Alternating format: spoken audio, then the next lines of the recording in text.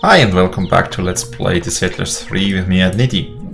Last time we have defeated the yellow opponent, and this time we will defeat the blue opponent.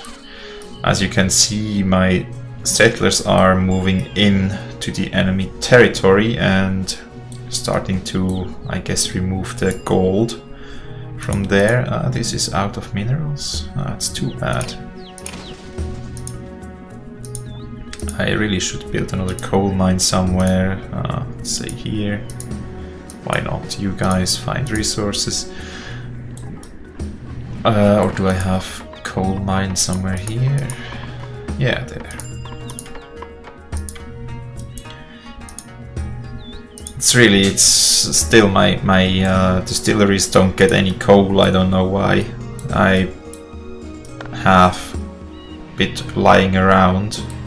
Guess my settlers are just... It's a problem if it's such huge distances that you have to cover. The settlers will start to... they'll start to stand here, get the job to fetch coal from here and bring it to, let's say, here. And they will start walking, and this piece of coal is reserved for that settler, so no other guy will try to pick it up. So yeah, it's becoming very inefficient. What you could do is put down a marketplace like this near your mines and have all the ores just being transported somewhere, like where your smithies are. That will have the disadvantage that things that are delivered will occasionally be transported back to the marketplace by settlers, but generally it should prioritize the industrial buildings over the marketplace, hopefully. So the hope there is that it's a bit more efficient. Well, anyways, we should remove this guard tower and start moving up towards the blue enemy.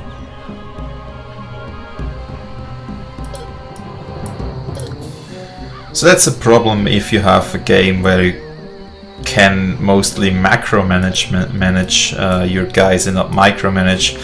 You sometimes are just bound to, well, constraints of the AI, and that kind of makes you less efficient than if you could say, you take that, bring it there. Now, I don't care if anyone else has already intended to pick that up, you just do it. But, well, that's a constraint, and every player has to adhere to it. I think also the AI will have these problems if they ever expand to such big empires, which they tend not to do.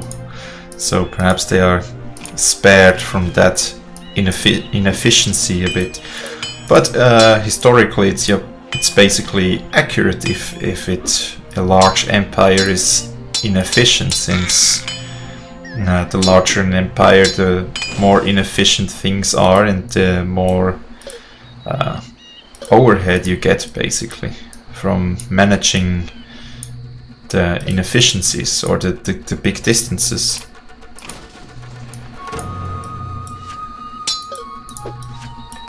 I mean, the Roman Empire, I think they have spent quite a bit of effort to build all these roads. They spent a lot of effort to maintain a huge administration, and that's basically just because they had such a huge empire.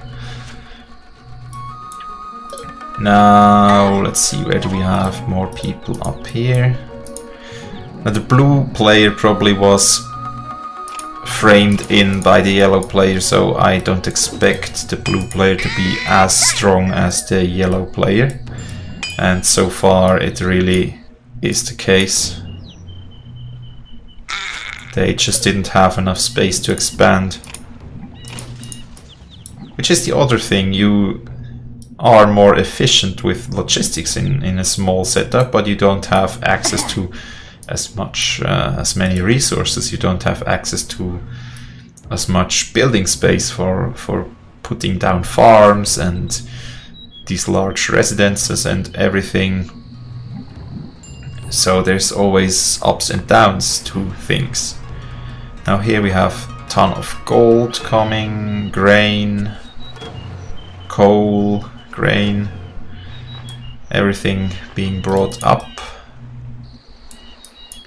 Is it basically just one area? Do we have now a connected area also to the blue area, so to say? You check out the left side.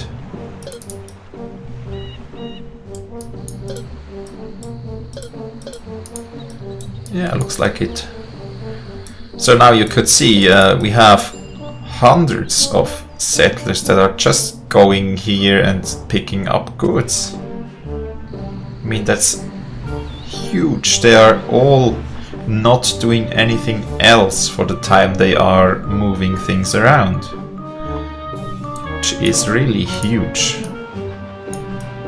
Huge inefficiency.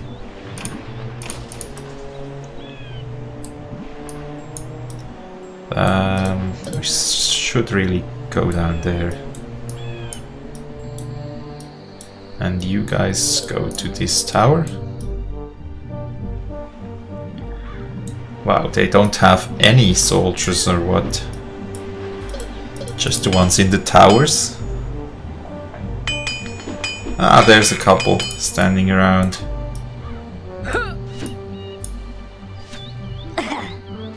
Okay, you just go for this tower.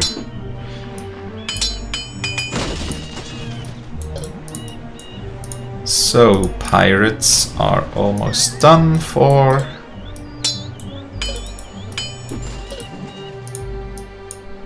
Now let's see. There's still a large area to cover.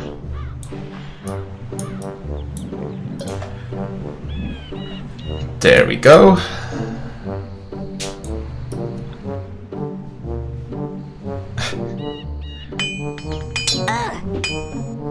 It's also here. You have tons of material lying around, but they probably bring it from up here somewhere.